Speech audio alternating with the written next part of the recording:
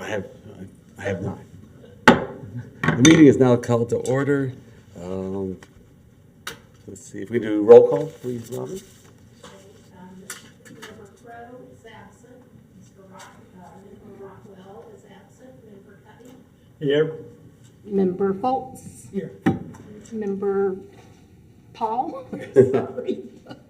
Member Paul is here, and Member Sperlingwood is absent. And Chair Jacobson. Is here. Thank you. Thank you. All right, adoption of the agenda. Make a motion to adopt the agenda. I'll second it. We have a motion and a second. Any discussion? All those in favor signify by saying aye. Aye. Opposed, nay. Passed unanimously. Approval of minutes. Make a motion that we accept the minutes. I'll second it. Any discussion?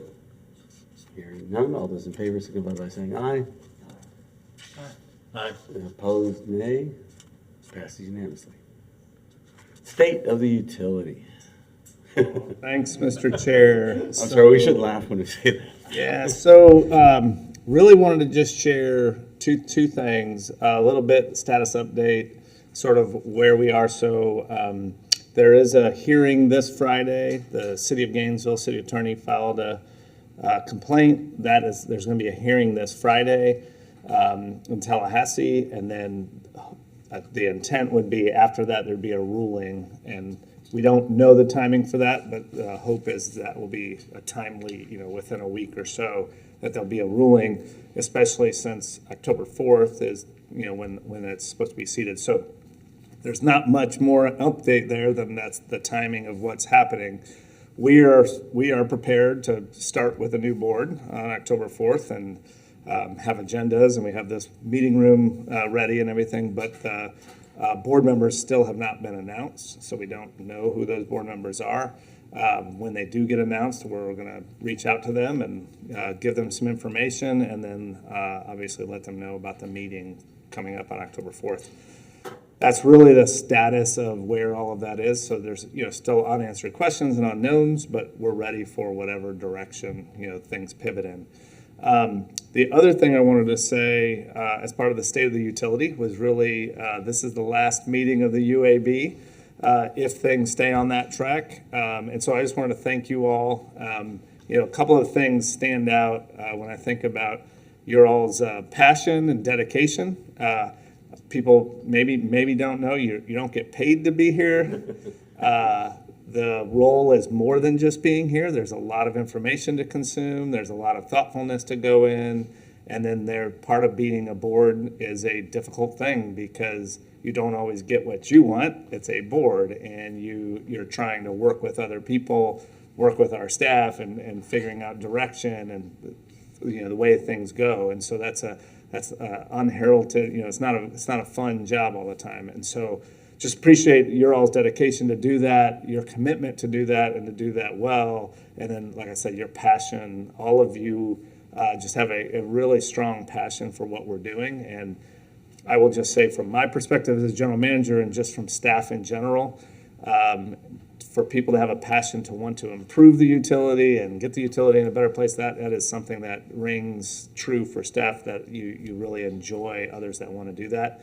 Because frankly, the 850 employees we have, they're dedicating their lives to that and to good utility service, to maintain a utility that can provide utility services well into the future. And so to have others supportive of that means a lot. So I just wanted to say thank you all of that. And part of the reason I wanted to say that during the State of the Utility, I have another city commission meeting at 7:30 tonight. So depending on how this goes, probably around 7, I may be stepping out toward the end of the meeting. Eric and Robin and Bianca will be here, but I may have to step out if the meeting goes longer. So, thank you. Any questions? Does anybody have any thoughts or questions? Or I just wanted to respond to what you said. This storm that we just had was a big reminder to me of just how great a job the folks at this utility do. And my partner works at a school out in Alachua and was just talking to all of her coworkers about how many of them lost power and what they were kind of going through. folks that have other utilities. Yep. And meanwhile, I mean, we're right here and, you know, never even had a blank at our place. And so I just wanted to, I know that an incredible amount of work, you know, went in during that period, as it always does. And so I just wanted to make sure and say thank you guys for that. And just kind of more generally, response to what you were saying, I've just really appreciated getting to work with you all. This has been a great experience. I know we've had disagreements sometimes, but you all are really fantastic at what you do, and I have a tremendous amount of respect for you. And I hope that I'm the biggest pain in the butt that you ever have to work with for the rest of your time at GRU. So that's my blessing to you. I appreciate it. But thank you guys very much. No, thank you. Appreciate those words. And look, you know, when you think about storms, everybody, you know, gears up for the storm, and it's a great time. But the reality is what you said, all across the city, including utility workers, you're planning for that all year. And it even goes back to your capital budget and what you invest in and hardening your system and the resiliency of your system and how it's designed and constructed. All of those things play into that successful response. And so our staff across the board takes that very seriously. And the reliability of our system, we have one of the most reliable systems in the state of Florida. And I think that's a very good testament to the employees and their commitment to that. So I appreciate you recognizing that. So thanks. I just wanted to add, really, thanks to everyone who's here on the board. You know, it is a lot of time, but it's been really interesting to get behind the scenes. We are passionate about what we're doing, and I really appreciate your leadership, Tony, the attitude, because I can see where we're coming in from the outside. We don't have to worry about your budgets or anything. We have our passions, and you guys, you know, accept things. You don't always adopt everything we say, obviously. But it has, you know, the collaborative, we're all trying to work towards the best has really been fun for the most part. For the most part. But no, really appreciate the time and the leadership, and Eric and everyone else, Bianca, everyone else on the team who's not here too. The time, Robin, thanks for all the years. And for those of you that do not know, Robin is retiring at the end of the year. So I don't know if I announced that before. So. She couldn't go on without us. As soon as I knew you were going away, I said, that's it, Tony. That's it, I'm done. But she'll be here through the end of December, but she is retiring at the end of the year. But I have thoroughly enjoyed, I've been with this board since the very first meeting, and I've enjoyed it. I've learned a lot myself, so it's been good, and I appreciate all of you. Thank you. Just a couple other things. I spoke with the mayor earlier today. And he, as Tony said, no one knows what's going to happen in the next couple of weeks, but in the next couple of weeks we'll find out what's going to happen. He was saying nothing definite yet, but there may be need for this. You know, we don't report to GRU, we report to the city commission, and that he believes that there's going to be need for us to continue to advise them on utility, renewable energy, some stuff, so there may be some desire for people who want to stay on to continue, regardless of what happens in the next few weeks. So for now, I'd say let's maintain our sunshine laws and all that kind of stuff. So it's a very uncertain future, and no matter what happens, it'd be nice to have some things resolved in the next few weeks, at least at some level, because that's a hard way. And I appreciate the challenges you guys have gone through at GRU in trying to keep the lights on, the water flowing, toilets flushing during some really challenging stuff that was totally outside of your control. Yeah. Thanks. Appreciate it. All right. Moving on. Update on the IRP. All right. So as you can see on the first slide, this was originally scheduled for August 29th. A number of things have occurred between now and then, but this is an update on where we are with Integrated Resource Plan. It's a lot of progress since the very beginning, and so we wanted to come back and kind of give that update, look for input from the Utility Advisory Board, as well as we continue through the process. And just so you all know, so if things continue on the path they're on and the UAB is not part of advising the utility, there is still public engagement as part of this process. So there are still meetings that the public can come to and provide input, and that includes you all. So just keep that in mind. So, Eric? All right. So, do you want us to hold questions, or can we hit you when we have them. Fire away. Okay, all right, thank you, appreciate it. So chair members, Eric Walters, Interim Chief Sustainability Officer. I'm going to bring you up to speed on where we are on the Integrated Resource Plan, the IRP process. There's a lot that's happened since the last time I brought an update to you. So I think that was probably back in March timeframe. So we've made a lot of progress since then, and don't let the number of slides scare you. We're going to move through some of them pretty quickly, but wanted to give you a comprehensive kind of from the last time we met till most recently. Okay. And please, if you have questions, just go ahead and ask. So the agenda for today is obviously to review the IRP purpose, to look at the IRP variables, define what scenarios and sensitivities are, the differences and how we're using them in the IRP process, and then also having open discussion and an update on the next steps and where we expect this to go. So as Tony mentioned before, this is part of an open engagement process where we have a stakeholder advisory group, and we're also doing presentations to the public of where we are in the IRP to help get feedback and also to improve the process as we go. So what are we trying to accomplish with this process? First off, we're trying to come up with an actionable resource plan that meets our future energy needs. And actionable is a key word here because it's something that we have to be able to go out and do. We have to go execute something and put this plan in place. And so we want to make sure that we're looking at things that are available, that are reliable, that are commercially in the market and proven. And so sometimes that limits us to all the exciting things that are going on in the industry as a whole, but just aren't ready for prime time quite yet. The good thing about this IRP, the IRP process, is that it is iterative, and we plan to do it every 3 to 5 years to capture those things that become market ready at that point. But when we look at these, the plan has to be reliable. And it has to be sustainable, factoring in people, economics, and environmental impact. So our little guy is in between steps 3 and 4. We're looking at alternatives now, and that means running the model and seeing what some of those outputs are. And then the next step would be looking at the preferred resource plan once we have a snapshot or a evaluation to look at all the options. So we wanted to start off with really defining a variable and what it is, all right? We're defining variable as factors that can be quantified.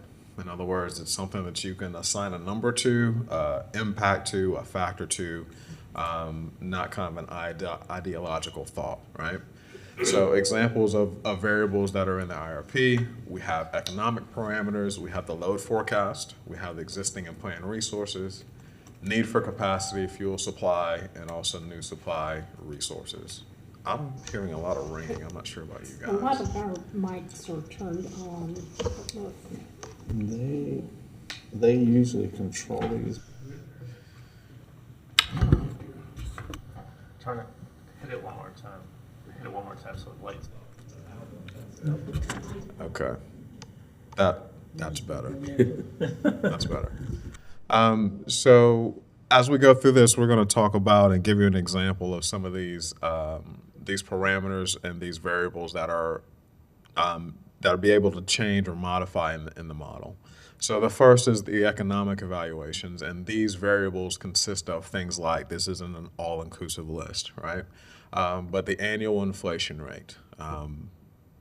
What do we expect inflation to be over this study period? And that study period goes through 2050 at this point. The discount rate, we're doing a net present value analysis, and as we know, the time value of money changes. So in other words, $1 in the year 2030 isn't worth the same thing that it's worth today, right? And so the discount rate helps us bring everything back to present day dollars, and that rate helps us. Typically in these studies, we use the bond interest rate and the discount rate, the ability to borrow money, the rate at which you can borrow money, and the discount rate are typically equal. And so you see that reflected here. The finance period for supply side resources is typically 30 years, so we'll finance them over a 30-year period. For nuclear or small modular reactors, that period was stretched out to 40 years. Part of it was cost, part of it was the longevity and the life of the equipment, so that's why it's specific for that resource alone. We also have a capital recovery factor. Over the 30-year period, it's about 6.5%. Over 40 years, it's about 6%. And that's the factor, the percentage at which we recover rate. It's rate recovery. So think about it as an approximation for debt service on anything that we finance. I think Lazard used 40 years also For it. new plans. Good morning. Okay. Yeah, we tried to not get away from industry standard and not do anything weird, but as we talk through some of the PPAs, you'll see some of the nuances there too. So in the load forecast, the net energy for load, that's our overall energy requirements on an annual basis. And it's the energy required by GRU's customers each year. The peak demand is the maximum power required at any given period, and typically that period is an hour during the year. So we measure our peak at 1 hour during the year. That's the most we have to serve to serve our customers. Typically that is in the summer, but we have seen years where the summer and the winter peak are actually equal. But more times than not, that peak occurs in the summer time frame. So when we look at energy and peak demand forecast, we look at things like customer growth, how many people are moving into the area. Electric vehicles is going to become a huge part of our load forecast, so that's been broken out. Customer side of renewables or distributed generation, and then also demand side management and conservation. So as we go through this, we'll kind of line out how they affect the price. And I'm doing this because it doesn't seem to work here. So when you look at load modifiers, electric vehicles is really a big one. Between the last IRP and this one, basically every car manufacturer has laid out plans to transition to either hybrids, full hybrids, plug-in hybrids, or full electric vehicles.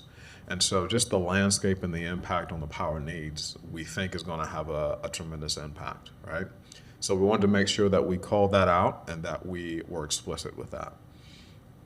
So we started off with Alachua County DMV data. There are roughly, as of the beginning of this year, about 1,800 EVs. We're assuming that because we don't cover the entire county, but we're assuming that the bulk of those are going to be within our service territory. So we're assuming about 75% of those will be charged in the GRU system at some point, either overnight, during the day, what have you. And so that's where that 75% number comes from. So as of January 1st, we're estimating roughly 1,400 EVs being charged within our service territory. The forecast comes from S&P commodity forecast, and they're looking at Florida, specifically the EV load growth associated with EVs in Florida. If we look forward, we estimate that EVs will be about 8% of the vehicles on the road by 2030. And then we also looked to the National Renewable Energy Lab for the charging load shape. We all know that everybody's not going to go home and plug their car in at 5 p.m. and it all charges at the same time, right? But there is a load impact. So the National NREL, I'll call them NREL, has done a projection on the impact to load based on EVs and charging patterns and history and forecast and so forth. So we've taken that load pattern and applied it to the expected EV growth in our area as well. For solar distributed generation, sure. Real quick, before we leave EVs, so I contacted the county DMV a year ago and asked them for this data. They told me that it wasn't available at the local level and I need to get it from the state. And so I got it from the state last year. And then this year I just kind of assumed it was the same situation. So I went to the state again this year, and this was just a few months ago. And the numbers the state gave me was about 30% less than what you've got. And so I'm just wondering, like, if you were the one that got the data from the county, if it would be possible to share that data, like, and where you got it, because Sure. I'm just trying to understand the disparity between what I got from the state and what you were able to get locally, which I wasn't even able to get. So, Sure, we'll be able to share that. Let me make Okay. a note of that. Thank you. on a national level, they look like they're gonna be more than 10%.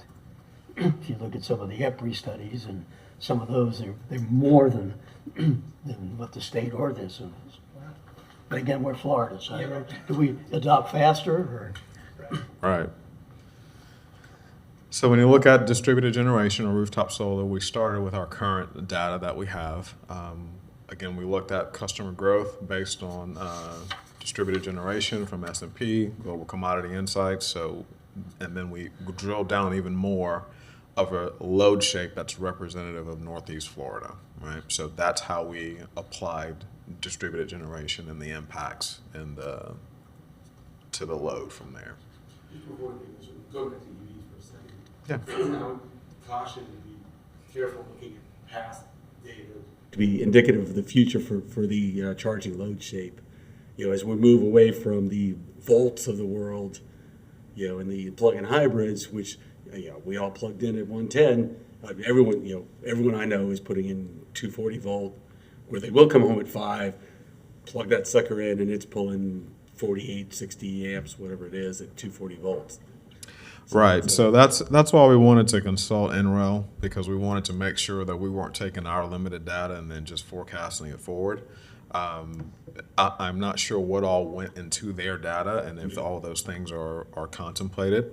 But based on what we saw, they took into account different vehicle types. They look like they modified the load shapes based on those vehicle types, how many SUVs you have, how many sedans you have, typical time that we plug in, right? So we did realize that most of the charging would be done at home, and about 85% of the charging is done at home. And so when you look at overall impact of charging stations and so forth, it will grow. But for right now, the trend says that most of the charging will still be done at home. Oh, yeah. It will. Okay. All right, so when you look at the load forecast, here's kind of our projection of EVs. And then again, this goes all the way out to 2050. So total is here, then you have full EVs or batteries here, and then you have plug-in hybrids here. So the sum of these obviously adds up to those, to the total number there.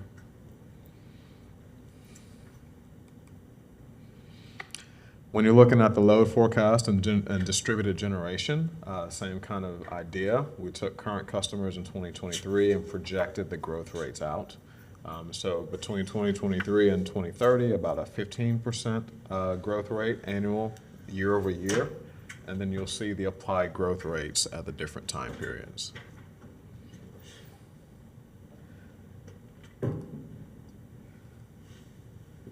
So that translates into an overall peak demand. And so we tried to break it out by native load, electric vehicles, and also distributed generation. So it's very hard to see, but as you go out here, you'll see little blue marks at the bottom of these bars. They actually count as a negative or an offset because of distributed generation. So it actually does help to pull down the peak demand. But you'll notice here, there's not a lot of change to peak demand due to EVs based on the charging patterns that we've seen and that NREL is projecting. There is, however, a larger impact that you'll see in net energy for load. So the overall energy needs that we have to serve increase a lot more dramatically, but not necessarily contributing to the peak based on EVs. And again, I think that's very conservative, you know, on the peak demand. You're just running some quick numbers. Yeah, you know, if half the people came home at 5 and started charging, that's 30 megawatts, and that's, you know, in 2030, and you're not showing anywhere near that. So I'd be surprised. Yeah, and again, that was based on NREL and their projections and their load shape effects based on the number of vehicles. So existing and planned resources, I'm not going to go through line by line, but these are effectively the units that we have installed currently. Their in-service date, expected retirement dates, and also their contribution to peak summer demand. You'll notice that Sand Bluff Solar is here, and I believe this accounts for roughly 55% contribution to peak from solar. looking at data, we've actually revised that down to about 36%. Our peak typically happens hour ending 18 or so. And when we look at the contribution from existing solar to peak during that time period, it comes right at 36%. So we've revised that down from that 41 to that. So just notice that as we go forward, that number will be there, but it's been revised down since based on actual data. So the vast majority of the productions can be replaced in the next, what that is, 8 years? A large part of our capacity will retire by 2032, correct? So Deerhaven 2 is by far the largest chunk, and that comes out at the end of 2031, I believe. And then you've got your steam turbines and Unit 1, or gas turbines and Unit 1 that retire many years before that.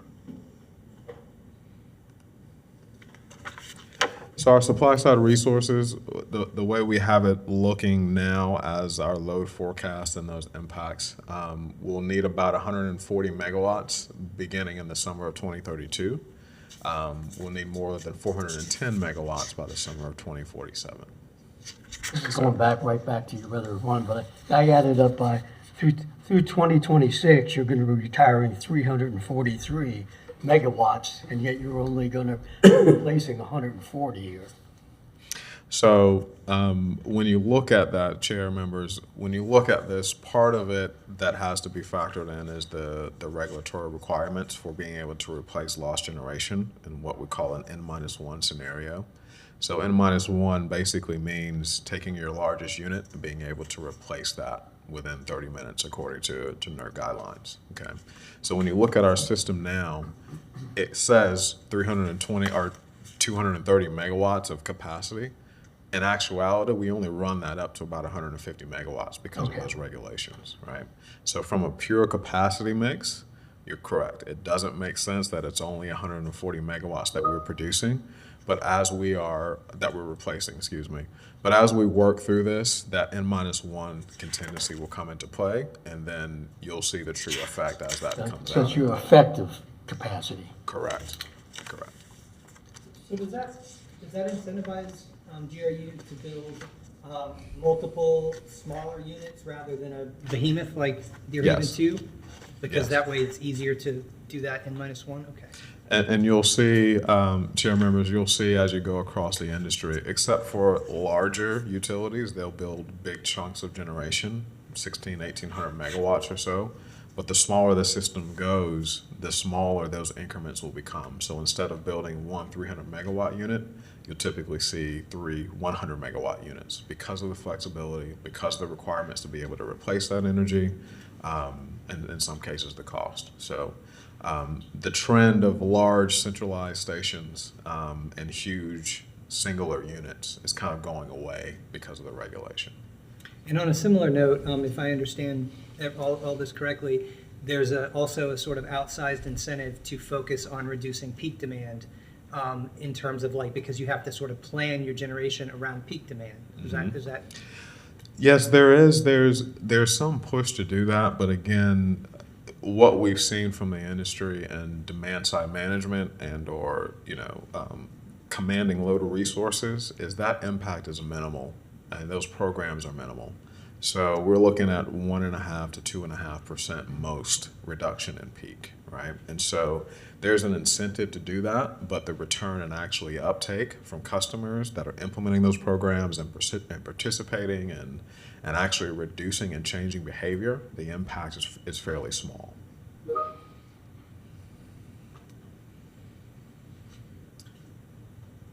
So when we look at new supply side alternatives, we had Sargent and Lundy, which is a large engineering firm out of Chicago. They do a lot of work in design build in the energy space. So we asked them to put together a list of resources that work well for our system, updated costs, including capital, fixed and variable O&M, all of those things, heat rates, and so forth. So we asked them to put together a list of supply side alternatives that we can then evaluate, or the model could choose from. And so some of the things that were pulled are considered resources: solar PPAs, energy storage, Biomass, so when we say energy storage, it's mostly currently available technology, lithium-ion battery stations. We're not including things that are in production or trial or pilot right now. Biomass was considered, even though on a smaller scale, natural gas, nuclear, SMRs, efficiency improvements to Kelly, transmission system upgrades, and also firm capacity purchases. So we'll go into a little more detail on what those look like here in a minute. Oh, look, it's a minute. When we look at these, you can see what the supply side resources are that would be GRU owned versus PPAs. You can see the finance period over that time period, the expected maximum capacity or contribution to capacity, heat rate, capital cost, variable O&M, and also fixed O&M. So the idea is that whatever the model pulls in and plugs in, it captures all the costs for the entire life cycle of that unit. So all the fixed and variable O&M, maintenance costs, fuel costs, all those things would be brought in and then compared against the other options. I guess one thing I'm struggling with, just with the way it's presented here, is to pull it down to a number. Taking into account the life cycle, what is the cost per kilowatt hour, essentially, pulling all those pieces in, because here's the fixed cost of nuclear is 11 million per year, but then I have to say, okay, here's how big it is and how long is that thing. Do you have something that kind of boils that down to a Sure. A lot of this, when you translate it, is going to be factored into how much it runs, what is offset. And so when we pull the results out of that model, we'll get the rolled up cost of what that impact is. So overall cost, variable, fixed, O&M, and $1 per megawatt number. So the short answer is yes. But the way the inputs go in, it is hard to extract because it depends on how much it runs, how many of them you build, economies of scale in different cases. So yes. Okay. So you don't have a preview of kind of how things are going to rank? I don't. I'm sorry. Okay. I'm really curious to see where some of these, like rice and nuclear and some of these, where they hit. Mm-hmm. Oh, I was kind of under the impression that we were getting some sort of like cost comparison with this table. You can on the input side. So for instance, capital cost per kW, you would simply multiply this by the size of the unit that you build. So in other words, if it's 300 megawatts, that's 300,000 kW. You multiply that number and you get a total capital cost that goes into that.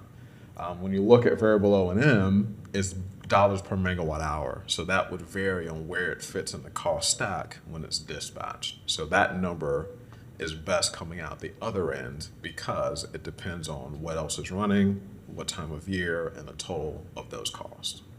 So you can do some cost comparison on the individual components of this, but overall, like you were saying, Barry, it's hard to do because you don't have that other factor. Like for nuclear, you have to say, well, that's a 40-year, and that cost per kilowatt divided by 40 versus the 25 on the others, and so there's some pretty quick math we could do to kind of tie it together, but because it's sure looking like combined cycle. This is going to be looks like financially the winner right there. Just running down the numbers. I'm a little surprised that rice didn't come out stronger. Yeah, rice prices have gone up dramatically over the past 2 years. Yeah, so they used to be, I want to say probably roughly half of that to build per kW. I think I sent a note to you all at one time on Lazard's levelized cost of, over the life cycle of a generation. Mm-hmm. What do you call it? So this model in no way can, come up against LCOE for Lazard, right? When you mean comparing the outcomes? Yeah, in other words, if you look at Lazard, they'll give you for a combined cycle or one of these others, they'll give you the life cycle cost per, for that megawatt hours. Correct. So the issue with that is that it is a more global number. So you've got large and small generators that are kind of folded into that number. The reason we asked Sergeant Lundy to put this list together for us is because they are more right-sized to fit within our system, right? So you would have a 1,600 megawatt combined cycle lumped in with a 300 megawatt combined cycle. I'm and just you get an talking any one average line. cost. I mean, if you took a look, any one of those generators, and you looked over the life cycle of that, what do you call it, and you said that, just that generator, in the, Combined cycle. well, that's for what I said, instance. you would take any one of these combined Correct. cycle, what do you call it, and look at that over the life cycle of that type of a unit. Correct. And then, what do you call it, and you look at Lazard and see, what did he say it was? Correct. Okay, that should be a one-to-one look at. It would be a point of comparison, but again, the data is so broad in Lazar's, I would be careful of making a judgment based Okay. solely on that. And I guess that's what I'm trying to say is not to say, hey, Lazar says it should be this, but if it's you're comparing a 200 megawatt combined cycle to a 1,600 megawatt combined cycle, No, yeah. you won't be able to do that. So he gets curves, Yes. so you can look at So the size we of the would units. be able too. to look at based on size in his estimation, yes. So Eric, and just for clarity, so what the model is going to do is take this as the input, and it's going to look over a life cycle of a unit, and with different combinations of different units that we may have, and look at how much you're going to dispatch each of those units, have scenarios, and then that is what you're going to compare against other alternatives, right? Correct. Okay. The overall life cycle of that scenario using those Of that units. mix. Of that mix will be Yep. compared to others. Yep. Correct. Can I ask one more question about this table? Sure. I was curious about the size of the biomass one in particular, why that size, question one, and question two, if that size, just like an economy of scale type situation, makes it seem more expensive compared to some of the other options. So, great question. So, chair members, what we did was we commissioned a study based on the woodshed that's available locally, considering what we're already, I guess, designated to the existing biomass plant. What could we support in addition to the existing biomass plant? When you look at what's available, and when you look at the volumes and the pricing, it came back that we could support basically another 30 megawatts within the current woodshed. And that 30 megawatts based on fuel availability then determined what the O&M and capital cost would be accordingly. Okay, so it's actually a supply issue, fuel supply issue that is the size, okay. Correct. And remind me if you would, but what is our current fuel shed? So it's 75 miles, 75-mile radius around the city of Gainesville, is where the initial studies did the woodshed and the available fuel map. Most of that comes from about 55 miles in radius around. And so we commissioned the study to look at that same woodshed and what's available above and beyond that. And that's where the 30 megawatts came from. Gotcha, thank you. So on the solar, so with this, are you looking at an additional 75 megawatts here as an alternative? So this would be what the model would choose in the increments. So it can choose 75 megawatt increments. So it could choose multiple of those increments, but only 75 megawatts at a time. And I know with solar it's a little weird, but it says the max summer capacity is 41.2, which is 55% of the system size. The nameplate, the 75%, the 75 megawatts. Correct. Right. It just seems really low. It's actually high. The data shows it's right around 36% contribution to peak. Oh, okay, so you're sizing it based on not what the peak, it's gonna contribute, what its peak out would be, but the peak, how much the timing of the actual summer peak is gonna be compared to where it is? Correct. Yeah. So how much can we expect to contribute or offset our peak demand coming from this solar facility? And so what we found is that it can build multiples, but unserved energy is a no-no in this model, as in a lot of models. And so it has to make sure that even at the peak, it's getting an accurate representation of what it needs to meet that peak. So it can't count on the full 75 megawatts, even though it's installed capacity. So it has to make up the difference from what it's actually going to see. And that's why you see that contribution to peak versus some other term or the full 75 nameplate capacity. Also, how does the 4735 compare to our PPA? So we were at 4165 or something, including batteries. And so this is based on just straight solar, no battery backup. So why is it more expensive than solar with batteries? We'll talk through that in just a minute. Okay. And also, why the 75 megs? It just seems like a big increment for the model. Why though? 75 megawatt base unit size. Why use the 75? It's the Power Plant Siting Act. 25 or some of the numbers. It's the Power Plant Siting Act. It's trying to get economies of scale based on the pricing per megawatt hour. And so that's the largest it can get for that. Okay. All right. Thank you. Eric, this is a little outside this thing, but since you put nuclear down here, is there any appetite for within the other utilities, what do you call it, for a shared source? I know they're doing this out west. Yes.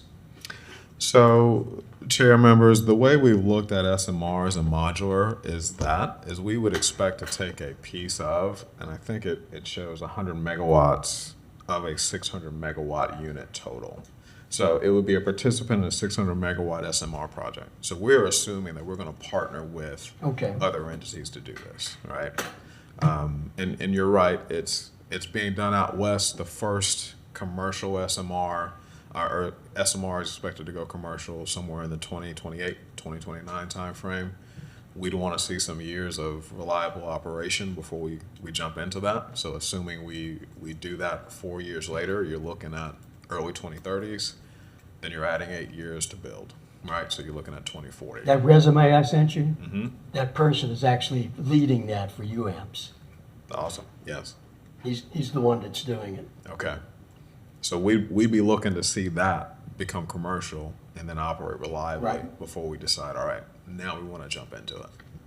But unless I'm misreading the numbers, nuclear doesn't even fall into anywhere near I mean, that's like bottom of the pack kind of financial numbers. Based on pure price, absolutely. Which I'm disappointed.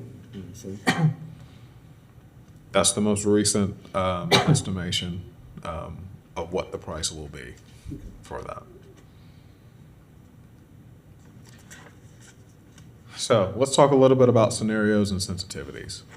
So the way we frame this is we've got two things that we look at.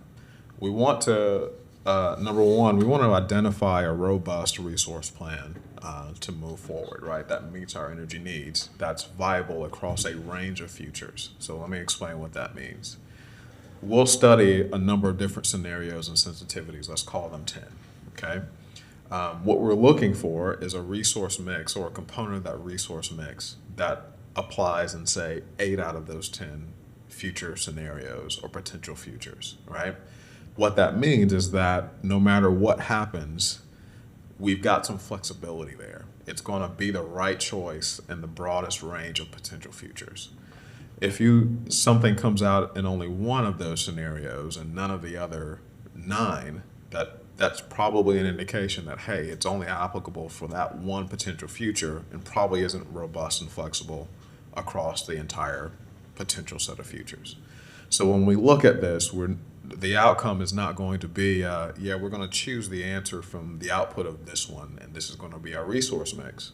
We're going to look at the outcome of all of them and say, okay, what's common, what's flexible, and in what scenarios does it still make sense if things don't go the way that we planned, and then build the plan around that. And so that will ultimately end up being our preferred resource mix that we would bring forward. But in those cases, we had to define a way of how do we shape a different future. And so when we looked at that, we said scenarios were going to be defined as a change in multiple IRP variables simultaneously. And we're going to analyze a potential future that way. So for instance, one of the scenarios is, what if there's a high adoption of renewable energy across the Southeast? How does it affect those variables? And we'll look at all those at the same time and see if that resource mix changes, right? The second option is a sensitivity. And that's the consideration of the change of one variable at a time specifically. And what that allows you to do is that allows you to do a direct cost comparison to the base case and say, changing this one variable has this much of a price impact compared to the base case, either up or down. So it allows us some direct cost comparisons to our base or what we think the future is going to look like. So basically, when you're looking at all these things like that, you don't necessarily get a least cost alternative. Correct. Well, I'll take that back. You'd like to see. Every scenario, this is a financial model that solves for the low cost of every scenario and sensitivity based on the constraints of that sensitivity, right? So for instance, if we say it's 100% renewable only, you can only use renewable options, it's going to solve for the lowest cost using only renewable options. In that other scenario of a base case, you remove that renewable constraint, it's going to solve for the lowest cost no matter what the constraints For are. the mix. Right. And it'll become more clear once I show this last chart, kind of brings it all together, right? So I'll make sure I try to address that again once we get there. So the scenarios that we looked at were a baseline scenario, or what we think the future is going to look like based on our best projections. The idea of a high utility scale renewables in the Southeast. What if everyone adopts utilities at a higher scale or a higher pace than we think? One is a rapid electrification case. What if the adoption of EVs is higher and goes at a quicker pace than we think it will? And also a higher adoption of distributed generation or rooftop solar is also included in that case. And then the last one is what if the inflation that we've seen over the past 18 months continues in perpetuity? What would be the impact there? What do we do differently? For sensitivities, then this is the one variable change. Looked at demand side management and a 5% reduction to peak and demand requirements. No load growth, increased import capability, which does come at a cost, but what does that look like? Carbon tax, the 2045 net zero resolution, and then also significant CO2 reduction. So what if we don't quite make the 2045, but we get 75, 80% there? What does that look like? So we'll walk through, and if you'll give me the grace, I'm going to speed through these next few. They'll be there for your reference, but I think the chart at the end really kind of sums up all the things that we're going to cover in these next slides. And I'd rather spend the time there than going through each one of the single bullets. I'm sorry, Eric, before we leave this one, so my Sure. understanding going into this IRP was that the 25 net zero resolution was going to be the base case. Is this implying that that's changed? So you're correct. Chair members, that when we went back to look at this, we wanted to run the baseline based on the potential future that is there, right? So the best estimate of all those IRP variables was going to be what we compared it to. When you look at what's coming out of this, it's not tomato, but you're going to get the cost comparison anyway. It's going to happen no matter what, Sure. right? So even if the 2045 was the baseline, we were going to do an unconstrained model and compare that to the 2045 as a baseline as well. The idea is that when you do these studies, you want to get the best mix and understanding of what the potential future looks like. What you call your base case is not really irrelevant, but you're going to compare those costs across those different scenarios anyway. When we looked at other IRPs, when we looked at other baseline scenarios, when we looked at taking a look forward, most of the rest of the industry used an unconstrained case as their baseline to compare to. So that was kind of the recommendation of our consultant, that's the primary case, so we decided to go with that as the primary case. The results in the study will still happen in the same way. Okay, thank you.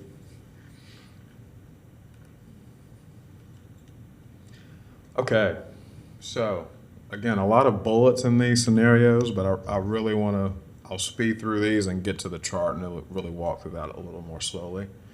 So our baseline scenario reflects current expected future conditions, right? What do we think inflation is going to be, the load forecast. We'll model a 15% reserve margin that's required by law. Electrification and electric vehicles and distributed generation, those are those curves that we've already walked through. Import capability, prices for power purchases, off-market power purchases, fuel prices, PV, storage, natural gas resources, and also no CO2 emissions regulations in that baseline case. So another scenario will be a high utility scale renewables. What if we adopt renewables at a higher rate? How do these variables change? We believe that reserve margin goes up to 20%. You have higher prices for off-market power purchases and also higher prices for new PV and solar and battery storage. That's due to basically demand and supply and demand. I'm sorry, can you go, so you're saying that PV is going to become more expensive? If we change to, I'm sorry, going back, if we look at a higher adoption rate than we've forecasted. So our baseline price forecast for PPAs is based on an adoption rate or growth of PVs. What if that is higher, right? That's what this contemplates in the future. So what would be the price impact to those PPAs and the ability to get that power if the demand goes up from where we expect it to be? So that's what we based it on. I mean, in general, solar and battery prices have gone down with increasing demand. Let me get to the curves. Okay. Let me get to the curves. All right. So rapid electrification contemplates kind of the same things. And again, let me just, if you'll give me grace, let's just go to where all these things are, okay? One question that sure. I have. Is this a multiple linear regression analysis? What kind of a model is this? If I had to call it something, it would be an iterative cost reduction analysis.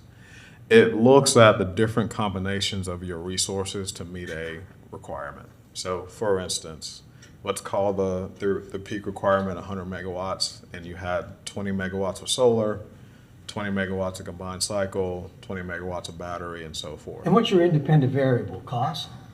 Yes, Okay, yes, that's what I was saying. So you got cost and you have all these other variables out there. correct. I view that as a multiple linear regression. Okay. Okay, we can call it that. We can call it that. So when you look at these scenarios and sensitivities, and again, there's a lot of things on this slide. Can I just step to the side here and it's easier to do it this way. You have your variables going along the side, and you have your scenarios and sensitivities here. Again, scenarios contemplate a different future, right? So we've changed multiples of these variables at the same time. When you look at a sensitivity, only one of these variables has changed. So again, that allows you to do a direct cost comparison to the baseline case. So in each of these variables, we have a forecasted rate or a forecast for that, and that's what we consider our base. So as you go down, we have a load forecast and a peak demand and a net energy for load, which we've talked about. We have a planning reserve margin, which is 15% as required by law. We have a transmission import, so we have a limit on how much we can import. So that is limited by transmission capacity. To increase that, there is a capital expenditure that has to happen to increase that. Natural gas prices, we know about fuel and forecasting. Cost of new natural gas resources, we have a projection of that going into the future that Sergeant Lundy put together for us. That's plugged in. We have renewable energy prices, which again, we'll get into the details of where those come from. The CO2 emissions targets, in this case, there are no constraints, and the cost for CO2 emissions are carbon tax, for lack of a better term. There are no projected carbon taxes in the baseline scenario. So a lot of people ask, well, what about the IRA, and how do you contemplate those things? So when we look at these variables and look at what we're going to build, number one, from the research that we've done, through S&P, through Sergeant Lundy, what they're hearing is that the IRA is kind of the first tranche of what the federal government is going to do for incentives. So they don't expect to put any caps on carbon, cap and trade, carbon taxes in place. They're hoping that the incentives drive the behavior in the building that they want to have for renewable energy and so forth. And so that's why there's no inclusion of CO2 emissions or cost for them.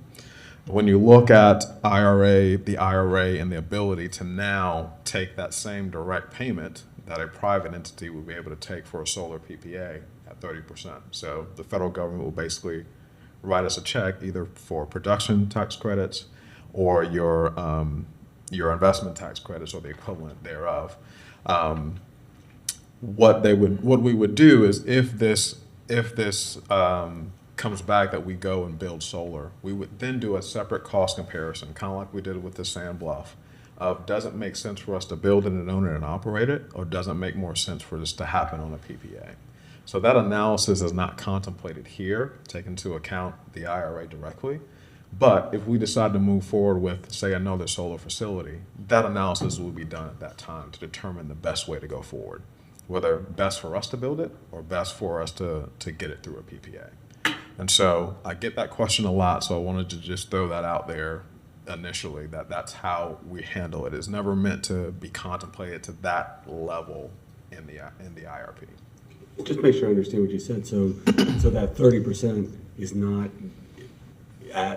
reduced from the cost of solar within the IRP now? That 30% is contemplated through a PPA, so it is accounted in a PPA form.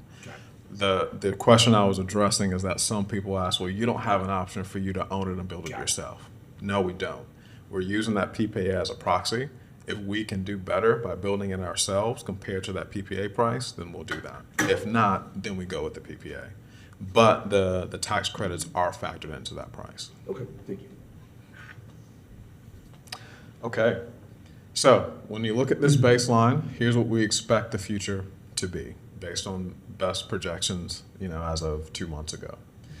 When you look at a different scenario, is okay, well, what if we have a high adoption of utility scale renewables in the Southeast?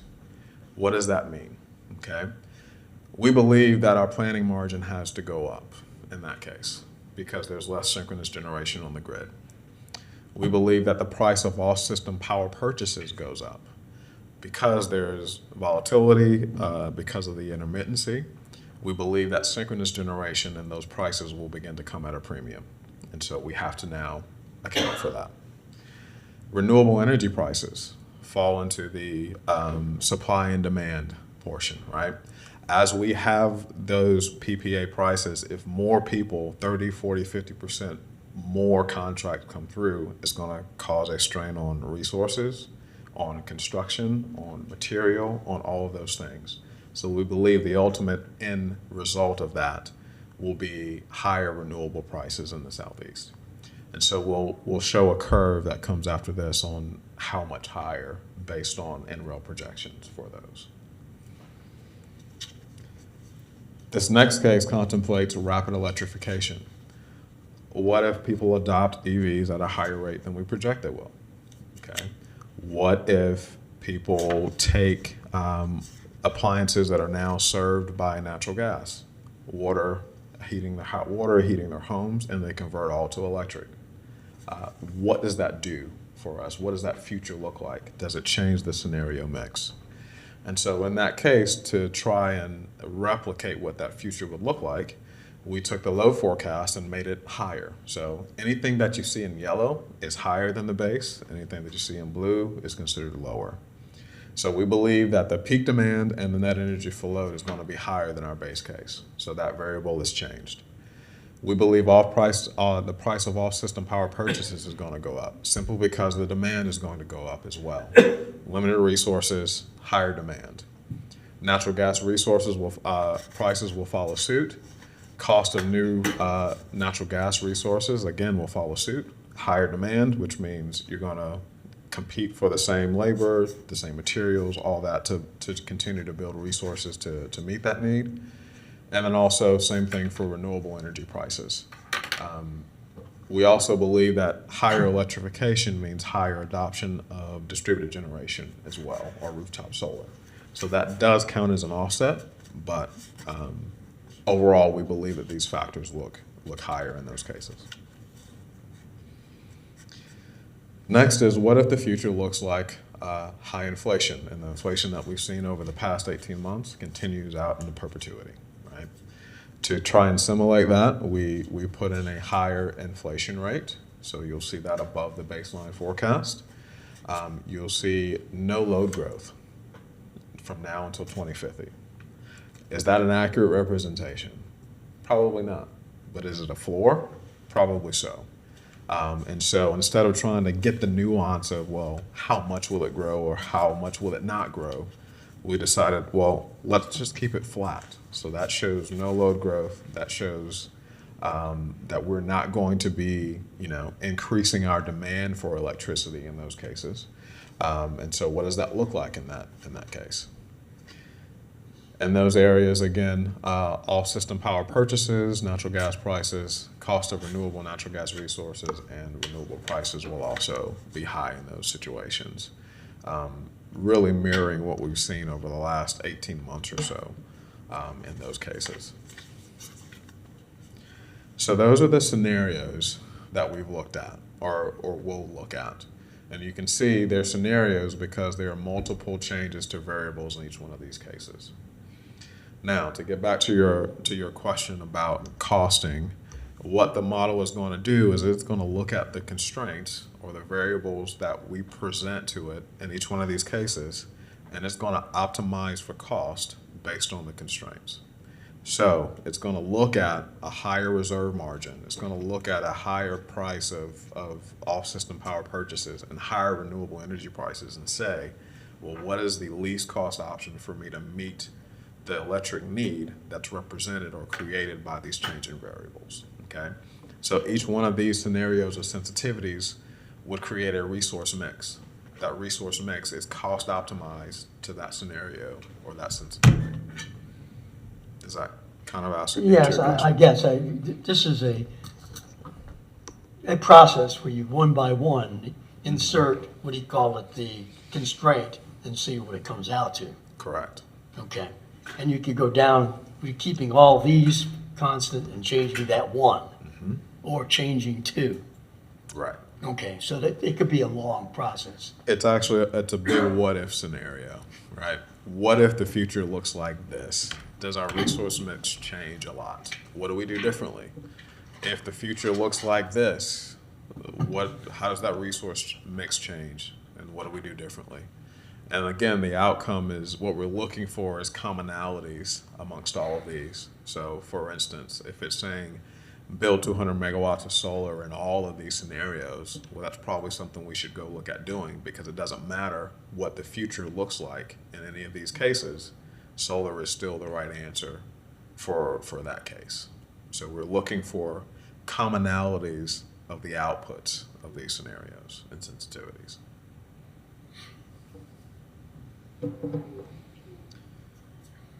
Okay, so moving on to the sensitivities, we see that in each one of these, only one variable is changed. And again, that allows you to do a direct cost comparison to the impact of that variable that you changed going back to the baseline.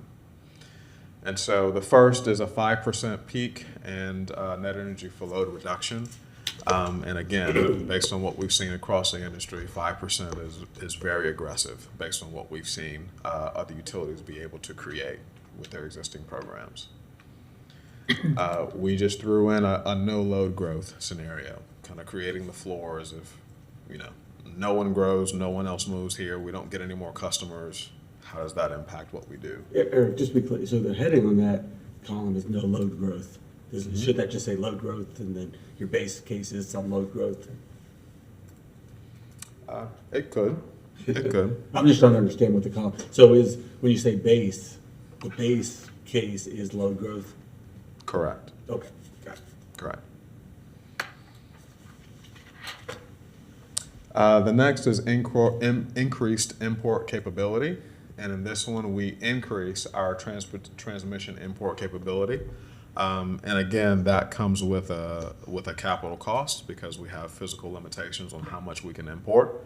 To increase that limit, we have to spend money to put in new assets to do that. And that's related directly to, comments or thoughts that, hey, why doesn't GRU just shut down generation and buy all the power? Well, in this case, we'd have to increase our import capability.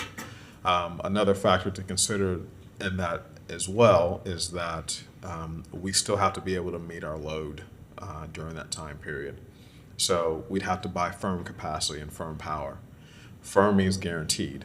If it's guaranteed, it cannot be assigned to anyone else, which means that I now basically buy a piece of someone else's generation unit. I'm required to pay for O&M for that, variable and fixed. Any capital improvements that happen with that, the capacity of reserving that just for my use, all of those costs as well as firm transportation costs are also factored into this scenario as well. It's meant to answer the question of should we shut down all the generation and just buy everything off the grid. The next is a carbon tax. This was put in as a proxy. During some of our stakeholder advisory groups, there was a concern that that every ton of carbon we emit has a social cost. So in other words, there is a cost to the environment. There's a cost to people's health, and someone should pay for that. As we emit more carbon, that cost should go up. Well, I can't write a check to social cost of carbon, but I can write a check to the federal government in the form of a carbon tax. And so this is a proxy to study what that impact would be, okay? And base being zero. Base being no tax. Right, correct. The base being no tax. Again, this is the 2018 renewable resolution, getting to net zero by 2045. And then the last scenario is significant CO2 reductions. So in other words, if we don't quite get to net zero, but we get most of the way there, what does that look like as far as resources and also as far as cost? And so people ask me all the time, why do we pick 2005? Well, that's based on the Paris Accord and kind of a common measuring point that governments and other entities are using for measuring carbon reduction. So we wanted to measure by the same standard. Any questions additionally before I move on? I know it's a lot on this slide. And Teresa, you've seen all this before, so. So Eric, just to make sure I've got my head wrapped around this, so essentially we've got 4 possible futures. Those are the 4 columns on the left, and then the other 6 columns on the right represent individual variables that could be plugged in some cases are plugged into those possible futures. Is that? Yes. In So- very simplest terms, yes. Okay. Each one is meant to represent a potential future. All 10 of the columns? Correct. Okay. Correct. And so basically, you all will be coming back with sort of different mixes and different future planning and saying this is what this would look like under these 10 futures. Correct. Okay. So the final IRP report will give you the resource mix that's associated with each one of these potential futures. And then the idea is to come up with a preferred resource or portfolio. So we'd kind of build the case to meet the most that would be viable in most of these futures as our path forward. Okay. Thank you.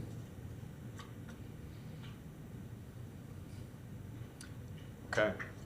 So we've talked about baseline, and then we've talked about rapid electrification and the different scenarios. So this shows the impact or the differences in the numbers of those variables, right? How those variables change.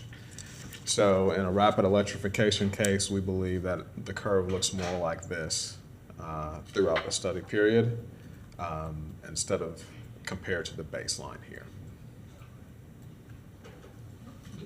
For distributed generation, yes. Can we go back to that one? Sure. I think we talked about this before, that was a number in the county, the EVs. That is 75% of projected of vehicles in the county. In the county, not just in GRU territory. Well, this will be represented in GRU territory.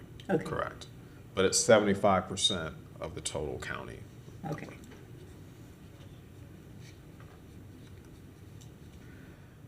Same idea with, 175,000 EVs. yes, by 2050. Wow.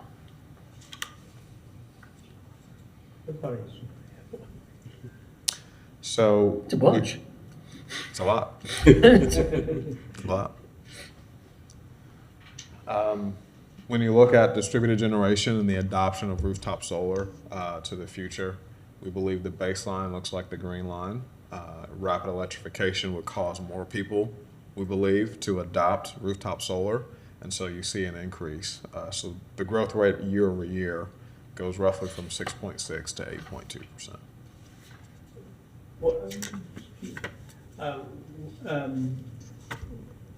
What source are you using to get these rapid electrification, or what type of data are you using to get that information? Great question. So what we've used is we tried to use the baseline from the baseline study and then increase the rate of increase based on that baseline. So the baseline study comes from S&P's forecast of electric vehicles, distributed generation, that's local to Florida, and how they're expected to grow between now and 2050. Okay. What we've done is said, okay, let's say that baseline, instead of the growth rate that they project at 6.6, let's add some percentage onto that and say we're going to increase it to 8.2%. Okay. So it's based on that original forecast, but just an increased rate of. Okay. The baseline was also a question. Mm-hmm. How do you come up with that? So that's. Yeah, so we pull that from Standard & Poor's and their projection for EV growth. Okay, that's for the state of Florida. Thank you. On distributed generation, I mean, this is going to be an S curve. So. Correct. Great point. I'm glad you brought that up. We actually noticed that about 2 weeks ago, and so they're working to modify the tail end of this curve and the electric. I meant to say that. Thank you for bringing that up. But you're correct. It is an S curve.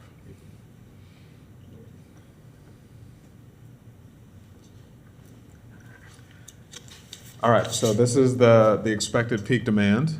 And so you'll see the rapid electrification base. You'll see the baseline in the green. You'll see the DSM, or demand side management sensitivity. And I think we'll have to dig into the details, but it's a 5% decrease by 2030, and then it grows at the same rate at that point going out. And then the red line is obviously the no load growth that we would use in the high inflation and the no load growth sensitivity. And from our discussions, you and I have had that the 5% is an aggressive number. It's very aggressive. We would have to be wildly successful to get to that, which is disappointing. But right. And is that also based on in-rail data, or is that coming from somewhere else? The idea that 5% is aggressive. That's based on existing data that existing utilities are reporting to the federal government for demand side management programs. They list their demand side management programs and what they've observed the reduction to peak to be. So the average of looking at all those entities is, again, between 1.5% and 2.5%. Okay. From what I've seen looking at this, it varies pretty dramatically from region to region in the country. So for instance, the Southeast is a real laggard in terms of these kinds of investments. And so I'm glad to hear that it's coming from the federal data. But I am also glad that we're doing something that we consider aggressive, because we shouldn't be comparing ourselves to the region that we're in solely. I mean, so that's okay.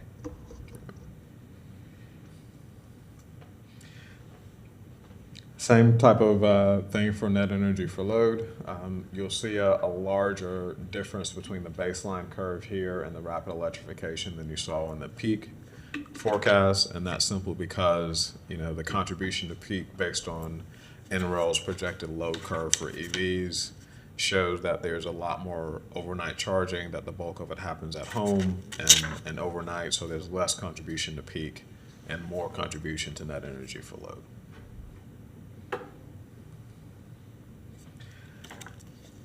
Getting into some of the numbers that we taught, or the sensitivities, the carbon tax, we started that carbon tax roughly at $62, and it's based on an executive order from the current administration that estimates the cost of carbon at $51 a metric ton, $46 a short ton, and so we start that carbon tax. It's just simply escalated from there to 2030 and starts and escalates going from 2030 out to the end of the study period. Solar PPA pricing, again, this gets back to some of your questions, Barry. It's based on utility scale solar without energy storage. And it's based on the 2022 annual technology baseline from NREL. And so it reflects the benefits of Inflation Reduction Act incentives, and it's also a 20-year PPA price. So we did start this pricing based on what we've seen in the current market in 2023. There is a projection for it to go up until right around 2025, 2026, and then start a decline from there, and then increase starting roughly 2032 out into the future. And so when we looked at the capital cost, either with the baseline that you see in the green and also the high inflation scenario, you do see in the high inflation scenario, it follows this general curve, it kind of lags off in the future. The high utility renewables is essentially an offset or an increase from the projected price in the baseline. Go ahead. Just to reiterate what you said earlier, so our current contract is like 41, is that right? With battery. With correct. battery, so this is only solar, without battery. Okay. Correct. So recent market, from what we've seen, recent utility scale solar puts the price somewhere in here for solar only. So We got a really good price for solar and battery. So where's this data coming from? Because it doesn't make any sense to me. It comes from NREL and their annual baseline technology. So NREL thinks that we're going to be jumping significantly in PPAs between now and 2025? Interesting. And so, but they're saying under the high inflation scenario, it's going to be cheaper in the base case. Can you explain that to me? So the idea is that you get some of the demand goes away as you go forward into the future. You're not having a lot of load growth. You're not having a lot of additions as you go out, and so you'll see this change and the inflection down in that scenario. So it breaks from consistent load growth that we see in the baseline. Okay. I mean, this honestly doesn't seem very good. I would strongly disagree with what they've said. Now, this is NREL, and I have a lot of respect for NREL, but this assumption that the elasticity of the solar pricing looks like this, there's a lot of ability to meet demand, and also that solar pricing is very sensitive to inflation. It's a whole lot of upfront costs, so the high inflation is dropping your cost. Just seems very counterintuitive. I understand. We wanted to, because we're not so not professionals, but experts in projecting solar prices. We wanted to be able to go back to something that's nationally published, that is what we consider an expert in the field of renewable energy, and NREL is that group right now. And so that's why we didn't try to create this curve ourselves. We wanted to go back because they have a lot more expertise, and analysts and engineers and PhDs looking forward at. But you know what I'm saying? It's just I understand. Yeah. Okay, thank you. Eric, Yes. we make the point there is that this is without energy storage. Correct. But would that be our intention to do it without energy storage? In the model, solar and battery and energy stored are decoupled. Okay. Okay. So the model can actually build storage independent of solar. Okay. So we did not want to price them together. All right. For that fact. But there are scenarios where you're going to be pushing both up at the Right. same time. Correct. The counter and all that. too. There is some requirement that as you build more solar, you have to build more fast start capabilities and couple that with batteries. But the prices themselves are independent. Okay, independent. Because it can elect to add batteries without adding more solar. And when you do, is that 2 or 4 hour battery? It's considered a 4-hour battery. It's based on existing technology. So as we go out into the future, again, if we do this another 3 to 5 years, maybe long-term storage batteries are commercial and they're viable, then we factor those in. But right now, they're 4-hour batteries.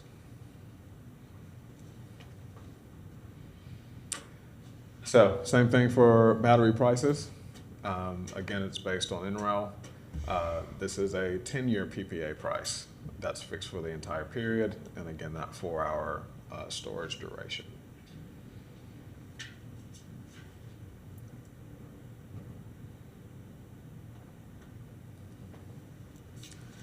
Supply side of resources. This is simply showing the costs that we talked about earlier, and then having a high case. So we're taking that and adding 20% to all of those costs to try and reflect a higher cost to those.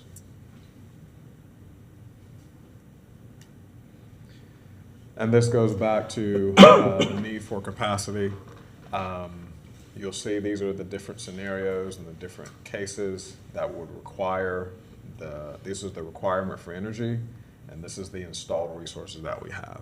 So again, graphically, the IRP answers the question of what's the most economical way to fill what we have versus what we need. This is what the model is solving for.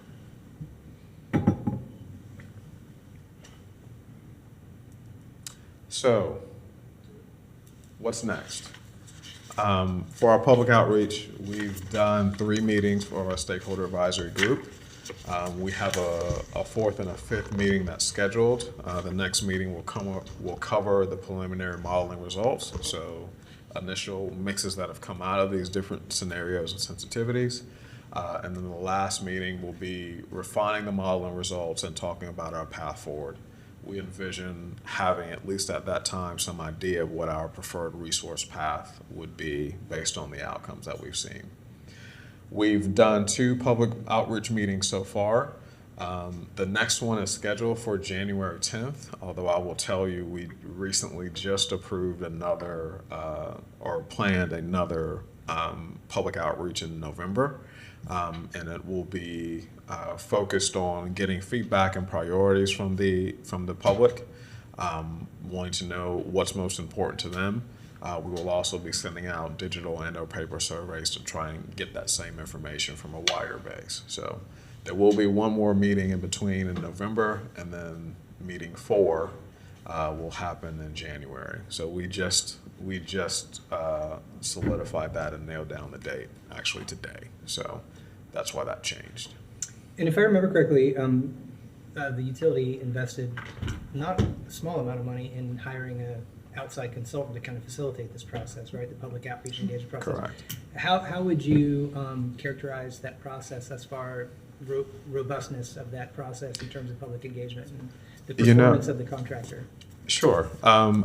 Chair members, I would say that they've been very valuable and as a resource to helping build this process and get us to where we are. A lot of it is being able to translate and boil down things that are very technical, as you've seen today, into something that the public can understand and are engaged with. And so it was actually us working with them and having conversations and saying we need to do different outreaches to try and help to reach more demographics, and also make sure we're getting feedback from what their priorities are based on the feedback that we've seen from the first two public meetings. So I would say that the process is going very well. They provided a lot of insight and a lot of background into how to translate this into something that people understand, that can walk in and really participate in the process and be engaged. And just to remind everyone, as long as we are the UAB, we shouldn't have multiple members at meetings. You know, Teresa's is on the stakeholder advisory group, so I don't attend those. So we just have to be a little careful. But if we get fired, then we're welcome to attend it and all, right? Okay, all right. Yeah, you're welcome to come to all the public outreach meetings you want. All right, and so this is really the last slide, but wanted to reiterate how we're tracking and trying to re-engage again. We've got the IRP website, gru.com/IRP. It has all of the presentations that we've done to the public. It has all of our community outreach presentations. It has a glossary of terms. It has the previous IRP. It has different Q&As, like frequently asked questions that the community has asked that we formalized answers to and published. Our employees are able to send emails and ask about the process too. So all of those questions are captured there. Presentations, background information as they become available is published there as well. So you are able to follow along there. And also any additional questions or comments that you may have, you can send an email to irp@gru.com. And someone from my staff will answer. And that question will probably be added to the frequently asked questions, because if you have that question, someone else probably does as well. And I think that's it. Yes, because it's not moving anymore. Great, okay, thank you. Very interesting. Fantastic. Anyone have any additional questions, comments for Eric? Okay, we're good. Thanks. All right, thank you. Much appreciated. Good way to wrap up. Next on our agenda is I've requested that the UAB authorize me to sign a letter of support for the Empower Team's application for the EPA Solar for All grant. So this is a grant. It's probably going to be $25 million, no cost to the city, the county, anyone, with the goal of using solar to increase resiliency in communities, and also to decrease the cost of energy for over at least 10,000 homes by 20% in low-income neighborhoods. So, good thing. See.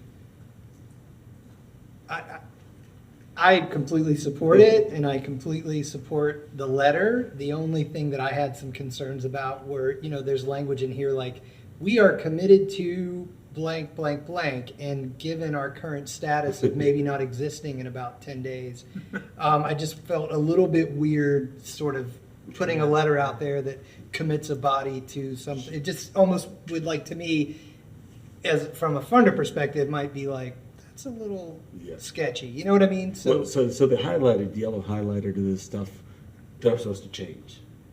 Okay. Right? So I would, if you trust me to do this, take out the parts that are inappropriate. But now, again, we may still exist, and it's a letter of support at this point. But yeah, as long as we're phrasing it in the present tense rather than the future. We fully support right now this thing rather than we will in the future, blah, blah, blah, because I don't think we have a future. While we still exist, you can do it. Sure. For the next week or so. Yeah, for the next week, we fully commit to. Okay. Well, I've given that caveat. I really appreciate you bringing this forward, and I'd make a motion to support you and authoring this. Okay, thank you. Do we have I'll a second? second it. We have a second. Any discussion? Public? All those in favor signify by saying aye. Aye. Opposed, nay. Passes unanimously. Thank you. All right, public comment. Eric, Bianca, you guys got something you want to get off your chest? All right, member comment? Well, sometimes our Member. officers- There's at least one. I do have something. Pass this to everybody. Tell me if everybody gets it. I have introduced this to management, what do you call it? but it was, I withdrew from sending it to my colleagues here because it could have been on the edge of being outside the sunshine law. Okay, so this was a note that I sent to management, and it really, given, what do you call it, the complexity of what we're heading into with the IRP, and it's specifically at a time when this is probably the most challenging time that the utility has ever seen. And I know in the past, what do you call it, you guys have used qualified consultants here and there, what do you call it, to seek out another opinion or just to back up your own opinion. I was going to, what do you call it, on the second page here is a bio, what do you call it, of somebody I worked with. And this person is probably the most knowledgeable person in electric utility that I have ever met in the 40 years I have been in the industry. He knows things from nuts and bolts all the way up to being the CEO of a company. Okay. He started out as a lineman, what do you call it, and ended up getting his engineering degree, master's degree, went to the University of Michigan for their public policy, has done almost everything you can do in a utility. He's been the senior vice president of transmission and distribution for Pacificor, which was that 6-state area we had out there. And at another point, he was the CIO for Scottish Power Pacificor. And so he's the one that put in the $130 million SAP. So he's covered the waterfront from being absolutely everything you could do in a utility, he has done. Currently, he's retired from the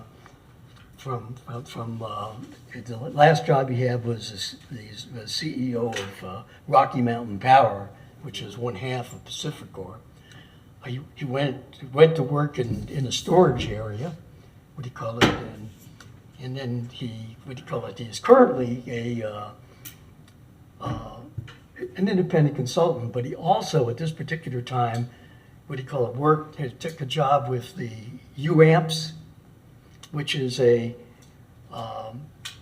kind of like, what do you call it, the utilities here. All the municipalities, about 50 municipalities through the West out there, and he's a senior vice president, I think in name only because he's just paying him as a consultant, but he is leading, what do you call it, a business case to deploy NuScale nuclear, what do you call it, in Idaho, to be shared by these 50 utilities. So there's hardly anything that this guy hasn't done. He was on the utility board for the NuScale, what do you call it, nuclear. He was also on the board, the advisory board for the Idaho National Laboratory. So he's been around, and I think I would put his name out. What do you call it? If you're looking for a consultant or somebody to come in and just talk to you. Oh, by the way, he's dealt with all the commissions at all levels. What do you call it? When he was running transmission and distribution, he dealt with all of them, all the ISOs, all the people in California. What do you call it? He's been around. So if you were looking for somebody, what do you call it, to look over your shoulder or to give you advice, this would be a person you give consideration to, as among others. His only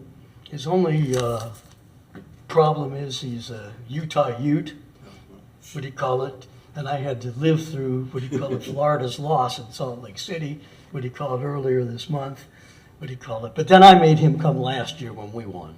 So anyway. So are you recommending the potentially GRU contract with him? Well, to the extent that anybody would be looking, yeah. If GR was looking for a consultant, and in all sorts of ways, like I said, he's done just about everything you can think of.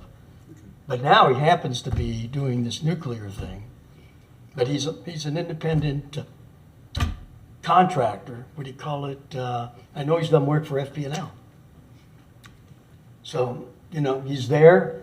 He's probably the most accomplished person I have seen in a utility. So I would recommend him if if you have a particular need, he'd be one you really want to look at. Thank you. Anyone else? Any other member comments? Member comment? Yes, I have one. I would like to thank everybody at GRU. That, in the city of Gainesville, that got out for Hurricane Idalia.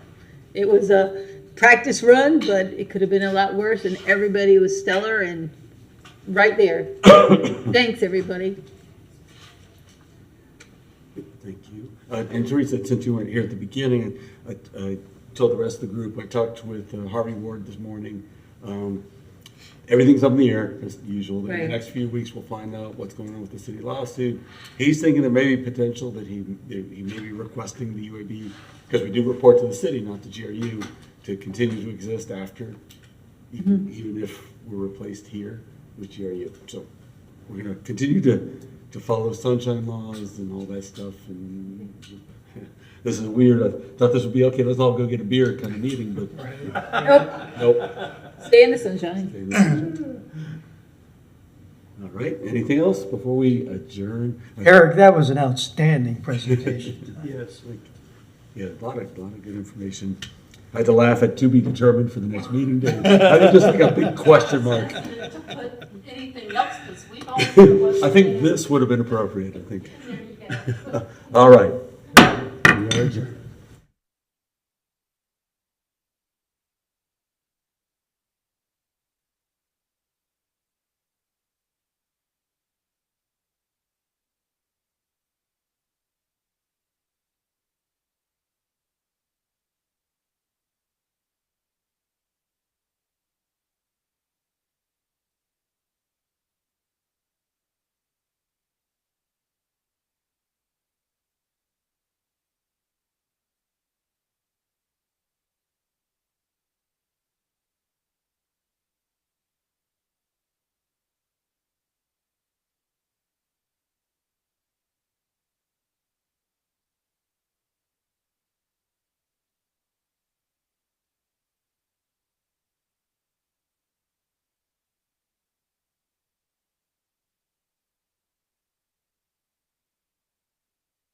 Receiving those calls during COVID. It was a method that we were under the executive order where we could meet remotely, which allowed us to have remote input into our